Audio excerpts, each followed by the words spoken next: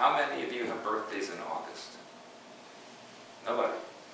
Interesting. You know, middle of August, I will say from around the 7 or 8, well, let's say around the 8th or 9th day of August, so around the 20th, people born on that day, on those days, are very psychic, very interdimensional.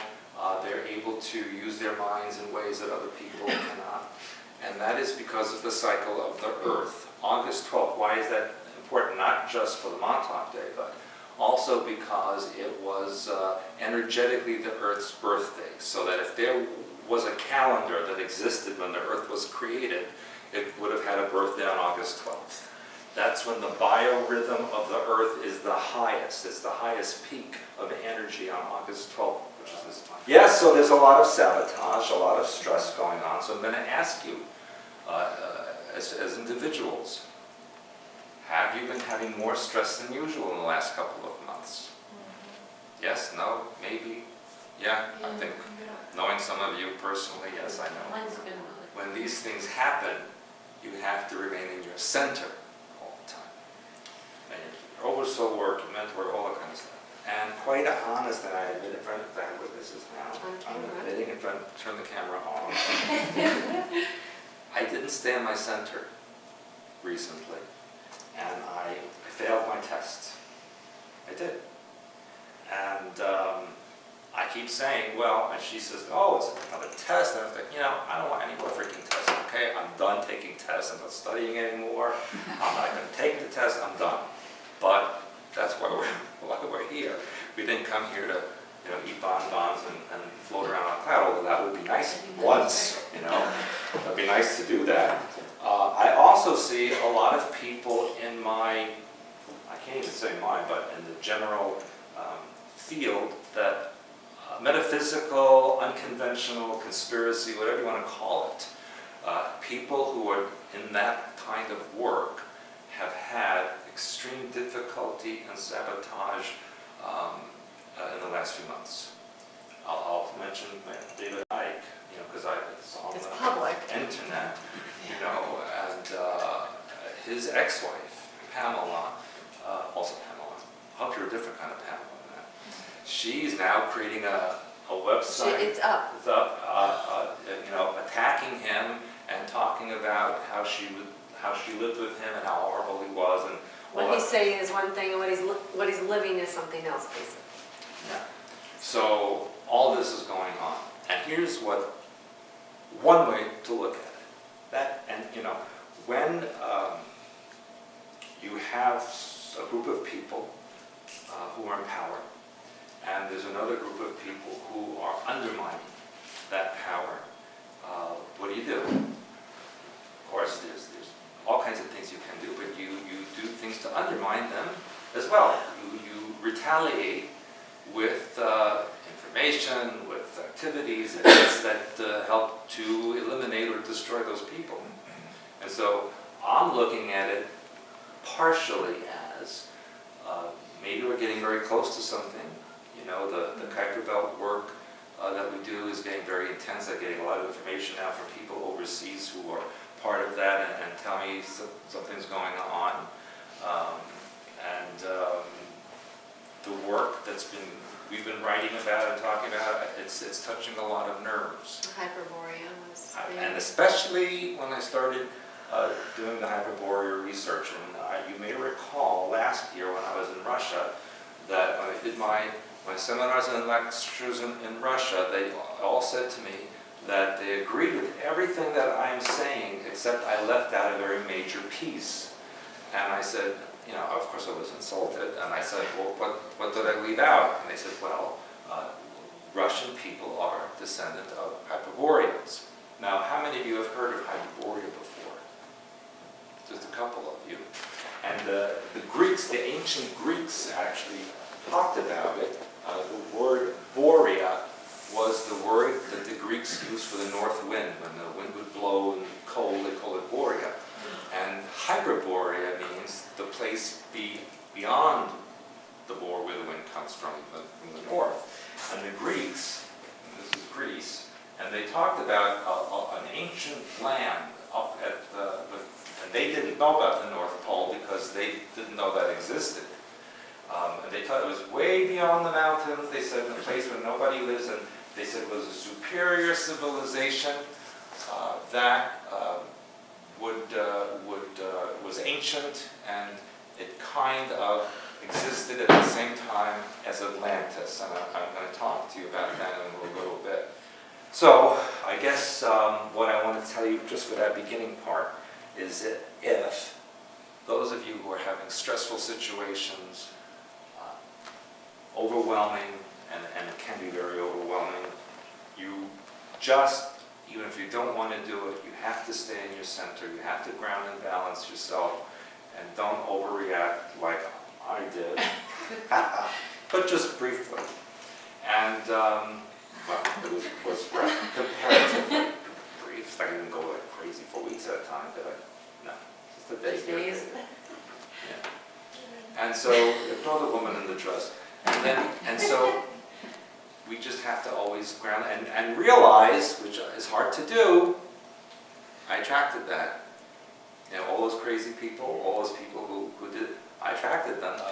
What's related to all of this that I'm telling you about people who are involved in revealing information that supposedly they should not?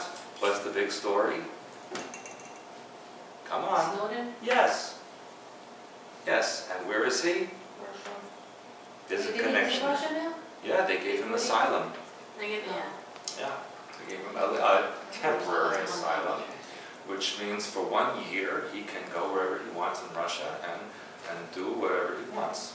And then after 1 year he can reapply, or he can even apply for citizenship. And but what does that mean? Who else was involved? Same time. What other person? The soldier that was helping WikiLeaks. Manning, the soldier Manning, who was really a rather low-level, low-ranking military person who got all this information and fed it to WikiLeaks, and then Julian Assange published it. And of course, he is stranded at the Ecuadorian embassy in London. But what does this mean? Do you feel, and be honest about it, do you feel that this Snowden and Manning and Julian Assange, all these people, do you feel that they honestly wanted to reveal this information and get people to know the truth, or do you think something else was behind it? Well, I think it's a combination of both. And if there's something else behind it, what is it? What do you think? Tell me your thoughts about it. Generally, it's a distraction from other things that are going on. And it provides the options for more crackdowns. Yeah. And what happened? What happened today? Two things happened today related to that. Obama gave a speech about NSA surveillance. Did anybody hear that speech? It took about 2 minutes and I had to turn it off. I mean, Shaking you listen to. obviously he has to defend it. And he said that Snowden did not do anything to help the United States, and he's a traitor, and he's all that.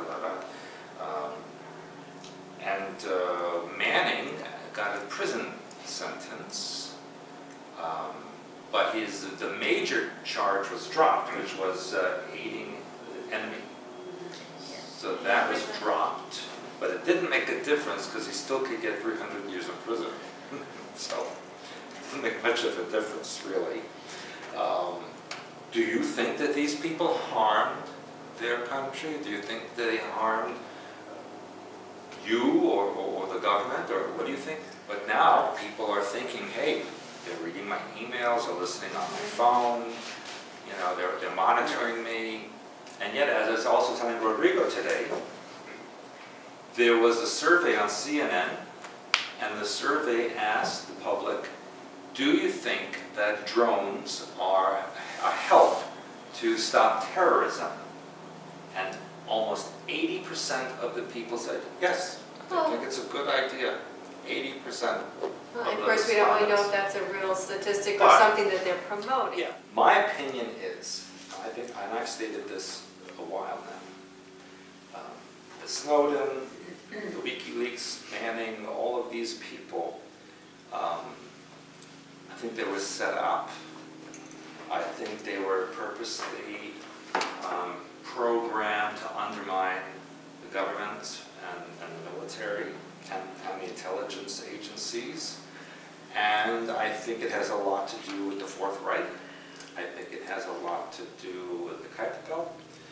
And I think it has a lot to do with the Russians. But what happened the last couple of months and weeks in Mexico, Indonesia, Pakistan, Somalia, Libya, what happened in all those countries? Same thing happened. What was it? Foreigners getting killed. Besides that, Travelers, massive prison breaks. Thousands of so-called terrorists broke out of prison in all those countries. And then, now we get this global alert. So, could the prison breaks have been purposely created so that the terrorists would be free to do whatever they're programmed to do? Remember, that's part of Montauk programming.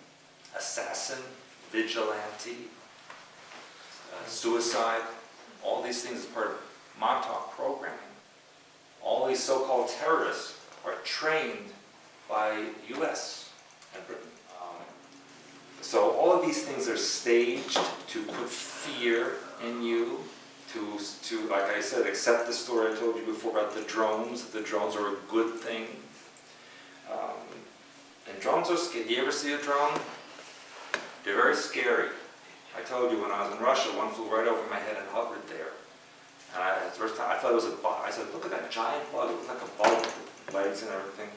And we all took pictures, started taking pictures, and everybody stopped. And when people saw us, they all looked up, and it wasn't they're much big, further aren't they? than that. Really? It was about the size of this table, Oh, really? and it had like legs. It looked like a bug. Thought that would be- Yeah, and it was silent. It just hovered there silently. And then when people started taking pictures, it just flew away silently. But I had never seen one before. That was very interesting. Get used to seeing that in the very near future here in the United States, because that's been approved. There's a lot of prophecies coming out now concerning World War III. There was just one on the news yesterday from a Norwegian woman who said this in 1964, and supposedly she gave a lot of, she had dreams from Jesus or whatever, and he told her all these things that were going to happen, and of course in those days no one ever heard of such things, but now we know they exist, so everything she said came true. But one of her predictions was that there would be radiation, and Japan would be destroyed, there'd be earthquakes and volcanoes, and that the Russians and the Chinese would invade the United States. And she, he said everything's come true up until now, so maybe this is going to happen. Of course, we know, was it last year, that there were these, was it a general in the U.S. Army? He said that there's a plan in 2016? Think so. 2016 for a civil war in the United States that will be just like Syria. And then the Russians and Chinese can come and save us.